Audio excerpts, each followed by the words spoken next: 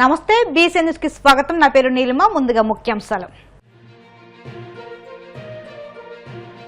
అడవిపాలెంలో ఉపాధి హామీ శ్రామికులకు భోజనాలు ఏర్పాటు చేసిన మంత్రి నిమ్మల 10 మందికి సేవ చేయడంలో నిజమైన సంతృప్తి ఉందని వ్యాఖ్య. ఒక టీచర్ ఉద్యోగం కూడా ఇవ్వని జగన్ కు ఉద్యోగుల గురించి మాట్లాడే అర్హత లేదు. తీవ్ర స్థాయిలో ధ్వజమెత్తిన ఎమ్మెల్సీ భూమిరెడ్డి రాంగోపాల్ రెడ్డి. తోపుదుర్తి ప్రకాష్ రెడ్డిపై హత్యాయత్నాన్ని కప్పిపుచ్చుకునేందుకే కూటమి ప్రభుత్వం కొత్త నాటకాన్ని తెరతీసింది. వైసీపీ నేత కొమ్మూరి కనకారావు ఆరోపణలు. చంద్రబాబు నేతృత్వంలోని కూటమి ప్రభుత్వం ప్రజాస్వామ్యాన్ని రాజ్యాంగాన్ని కారాస్తుంది. మండిపడ్డ వైసీపీ జనరల్ సెక్రటరీ లక్ష్మీ పార్వతి. నిత్యం కష్టించి పనిచేసే శ్రామికులంటే తనకు ఎంతో గౌరవమని మంత్రి నిమ్మల రామనాయుడు అన్నారు. పశ్చిమ గోదావరి జిల్లా యలమంచిలి మండలంలోని అడవిపాలెంలో ఏర్పాటు చేసిన ఉపాధి హామీ శ్రామికుల ఆత్మీయ సమావేశం విందు కార్యక్రమంలో ఆయన పాల్గొన్నారు. మహిళా శ్రామికులకు నిర్వహించిన musical chairs, lemon spoon, balloons తదితర పోటీలను మంత్రి రామనాయుడు తిలకించారు. లక్కీ డిప్ పోటీలు జతలకు చీరలు అందజేశారు. అనంతరం శ్రామికులకు నిమ్మల స్వయంగా భోజనాలు వడ్డించారు.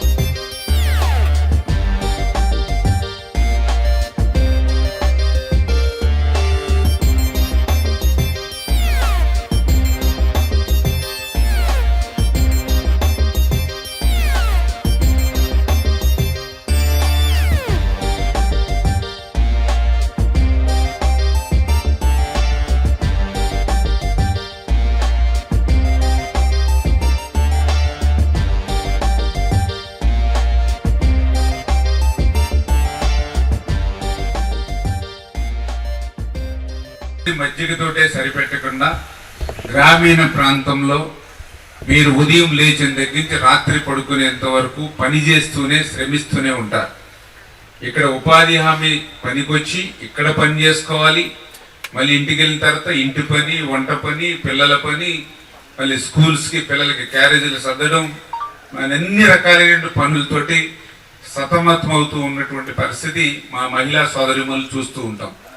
అందుకే కనీసం సంవత్సరానికి ఒక్కసారైనా సరదాగా, హాయిగా, ఆనందంగా, ఒక పిక్నిక్ మాదిరిగా, ఒక ఐక్యతతో మీరందరూ కూడా సరదాగా ఎంజాయ్ చేయాలి. ఒక యాక్టివ్నెస్ మనలో అందరిలో కూడా కలుగుతుంది అనే ఉద్దేశంతో ఈవేళ మంచి ఆత్మీయ విందు ప్రతి గ్రామంలోనే ఏర్పాటు చేయమని చెప్పడం జరిగింది. ఆ రకంగానే ఈరోజు మన గ్రామంలో కూడా ఒక ఆత్మీయ విందు, ఇప్పుడే మంచి ఆటల పోటీలు కూడా మా వాళ్ళు కూడా చాలా బాగా అరేంజ్ చేశారు. ప్రతి నిమిషము మీకోసమే ఆలోచిస్తాం, మీరు బాగుండాలి అనేటువంటి ఆలోచన. వైసీపీ హయాంలో ఒక టీచర్ ఉద్యోగం కూడా ఇవ్వని జగన్ కు ఉద్యోగుల గురించి మాట్లాడే అర్హత లేదని ఎమ్మెల్సీ భూమిరెడ్డి రాంగోపాల్ రెడ్డి ఫైర్ అయ్యారు. మంగళగిరి టీడీపీ కేంద్ర కార్యాలయంలో ఆయన మీడియాతో మాట్లాడుతూ టెట్ అంశంపై ఉపాధ్యాయులు, ప్రభుత్వ ఉద్యోగులను తప్పుదోవ పట్టించేందుకు జగన్మోహన్ రెడ్డి ఉద్దేశపూర్వకంగా ప్రయత్నిస్తున్నారని విమర్శించారు. రాజకీయ లబ్ధి కోసం ఉపాధ్యాయుల్లో గందరగోళం సృష్టించడానికి ప్రయత్నిస్తున్నారని ఆరోపించారు. అందరికీ నమస్కారం. పులివెందుల శాసనసభ్యుడు, వైఎస్ఆర్సీపీ అధ్యక్షుడైన జగన్మోహన్ రెడ్డి గారి మానసిక పరిస్థితి, ఆయన వ్యవహరిస్తున్న తీరు ప్రజలను అయోమయానికి గురి చేయడం జరుగుతోంది.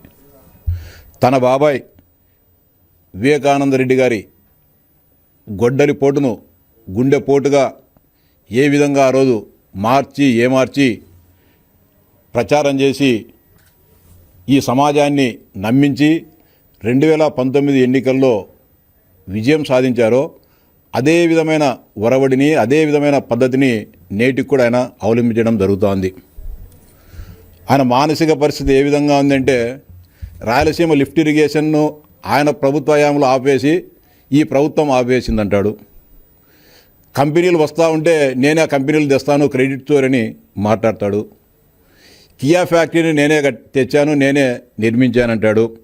గూగుల్ నేనే తెచ్చా అంటాడు. ఆర్సెల్ మిట్టల్ ఫ్యాక్టరీని నేనే తెచ్చా అంటాడు.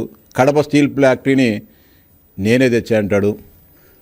ఈ దేశానికి స్వాతంత్రం గాంధీదే లేదు, నెహ్రూకు సంబంధం లేదు, పటేలుకు సంబంధం లేదు. మా తాత రాజారెడ్డి గారి వీర పోరాటాల వల్లనే భారతదేశానికి 1947లో స్వాతంత్రం వచ్చింది. ఆంగ్లేయులను ఈ దేశం నుంచి తరివేయడంలో మా పాత్ర అనన్య సామాన్యం అని చెప్పి ఆయన చెప్పడం జరుగుతుంది. అదే కోవలోనే గత 2 రోజులుగా ఆయన పార్టీ నాయకులు, ఆయన పత్రిక ఉపాధ్యాయ అర్హత పరీక్షకు సంబంధించి కూడా ఈ రాష్ట్ర ప్రభుత్వానికి ఏమాత్రం కూడా సంబంధం లేకుండా చంద్రబాబు నాయుడు గారిది ఈ బాధ్యత అని చెప్పి మాట్లాడడం జరుగుతోంది.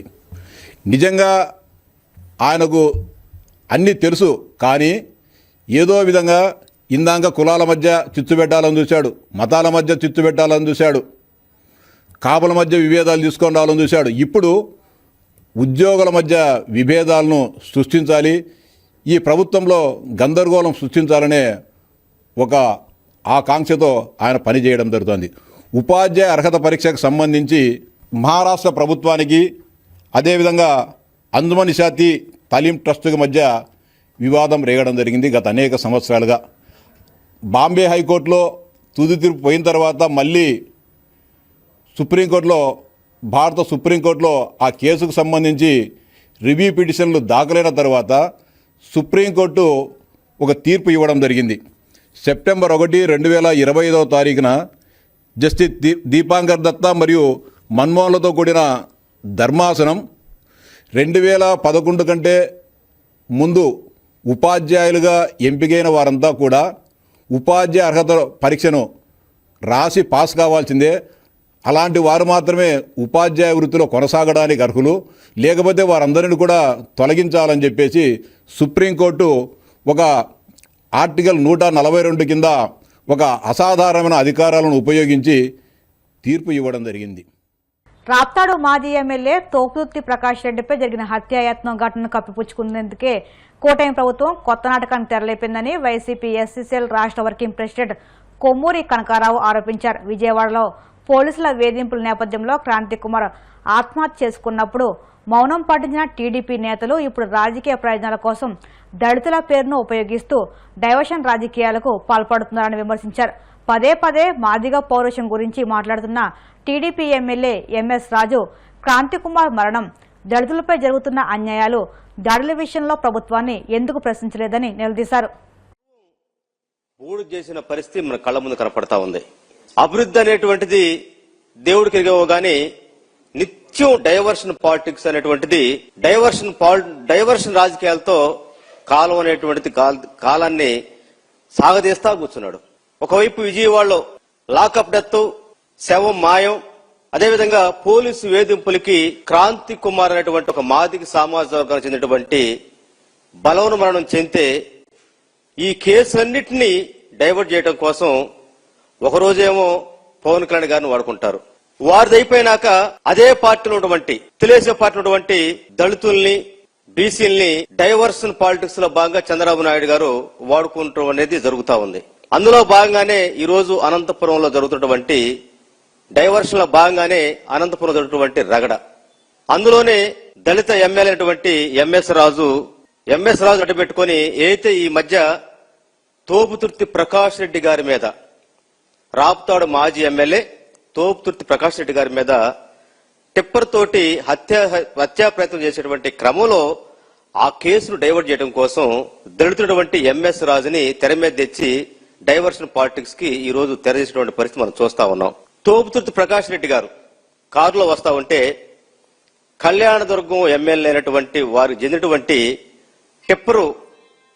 టిప్పర్ తోటి ప్రకాష్ రెడ్డి గారి కారు మీద హత్యాయత్నం చేసినటువంటి పరిస్థితిలో నుంచి దాన్ని డైవర్షన్ చేయడం కోసం అయితే తోపుతుర్తి ప్రకాష్ రెడ్డి గారి మీద జరిగినటువంటి టిప్పర్ తోడు దాడి చేసిన సంఘటన ఏవైతే ఉందో దాంట్లో వాస్తవాల్ని నిజాల్ని బయటకు తీసి విచారించాల్సినటువంటి ప్రభుత్వం ఆ కేసును డైవర్ట్ చేయడంలో భాగంగానే ఎంఎస్ రాజు అనేటువంటి ఒక దళిత ఎమ్మెల్యేని అడ్డం పెట్టుకు ఈరోజు అనంతపురంలో పెద్ద రగడ చేసినటువంటి పరిస్థితి మనం చూస్తా ఉన్నాం. అనేకటువంటి నిరాధారమైనటువంటి ఆరోపణలు, అసభ్యకరమైన పదజాలంతో ఈరోజు అనంతపురంలో ఒక పెద్ద సంక్షోభాన్ని ఈరోజు చంద్రబాబు తలపెట్టేస్తుంటే ఇది రాజకీయమైనటువంటి డైవర్షన్ పాలిటిక్స్ కి సాక్ష్యం కాదని చెప్పి అడుగుతా ఉన్నాం. ఎంఎస్ రాజుని మేము సూటికి అడుగుతా ఉన్నాం, నువ్వు డైవర్షన్ రాజకీయాల్లో పావుగా మారి నీ ఇష్టానుసారంగా మాట్లాడితే ఎవరు చూస్తూ ఊరుకోరు. ఎందుకు నువ్వు పదే పదే మాదిగానే కార్డు తెస్తా ఉన్నావు? ఎవరు అడిగినా అసలు ఇప్పుడు మాదిగ అవునో కాదని చెప్పేసి ఎందుకు ఆ కార్డు తోటి సవాల్ చేస్తున్నావు అర్థం కావట్లా. ఈ రోజు నీకు ఏదో దేవుడు అవకాశం, అది ఈవీఎంల ద్వారానో ఎట్లో ఒక ఎమ్మెల్యే అవకాశం వచ్చింది నీకు. ఆ ఎమ్మెల్యే అవకాశం వచ్చినాక ఈరోజు అతి పిన్న వయస్కులోనే ఈరోజు 4 పదవులు అనుభవిస్తా ఉన్నావు. ఎమ్మెల్యేగా, జిల్లా అధ్యక్షుడిగా పార్టీకి, టీటీడీ బోర్డు మెంబర్గా, అదేవిధంగా ఎస్సీసీఎల్ రాష్ట్ర అధ్యక్షుడిగా. ఈ 4 పదవులు నీకు ఒక దేవుడు అవకాశం ఇస్తే ఆ పదవుల ద్వారా ప్రజలకు సేవ చేయడం మానేసి ఈరోజు కేవలం నీ నోటికి బండబూతులు అసభ్యంగా ఇష్టారీతిగా నీ స్థాయికి మించి మాట్లాడుతూ ఉంటే నిన్ను చూస్తే మాకు జాలేస్తా ఉంది. ఒక దళిత సోదరుడుగా, ఒక మాదిగ సోదరుడుగా నిన్ను చూస్తే మాకు జాలేస్తా ఉంది. నిన్ను చూస్తుంటే నీ ప్రవర్తన మొదటి నుంచి చూస్తా ఉంటే యమధర్మరాజు ఎంఏ సినిమాలో మోహన్ బాబు క్యారెక్టర్ గుర్తుకొస్తా ఉంది. నిన్ను చూస్తా ఉంటే నువ్వు ఎక్కడి నుంచి వచ్చావో, నువ్వు ఎక్కడి నుంచి నీ ప్రయాణం మొదలైందో, నువ్వు ఎన్ని అవతాకులు చేసావో, ఎంతమంది దగ్గర డబ్బులు కొట్టావో, ఎన్ని కేసులు ఉంటే ఎన్ని చెప్పుకుంటూ ఉంటే శాంతత ఉంది. అది పక్కన పెడదాం. రాజకీయాల్లో విమర్శలు అనేటువంటిది, ఆరోపణ అనేటువంటిది సహజం, చేసుకోవడం తప్పు కాదు. నువ్వు చేసే ఆరోపణలో నిజాయితీ అనేటువంటిది, నువ్వు చేసే ఆరోపణలు రాజకీయంగా చేయడం తప్పు కాదు. కానీ నా కొడక అనే కులం పేరు బయట తెచ్చి నాలో మాదిగ రక్తం ఉంది, నేను మాదిగోడని చెప్పేసి ఎందుకు పదే పదే నువ్వు అడుగుతున్నావు అంటే మాకు డౌట్ గా ఉంది. ఈ రోజు నీ సర్టిఫికేట్ తేడా ఉంది ఏమని చెప్పేసి అని. ఈ రోజు నువ్వు మాట్లాడే భాష చూస్తావంటే రాజకీయాలకి అగౌరవం తెచ్చే విధంగా ఉంది. ముఖ్యంగా నీవు మాట్లాడే భాష.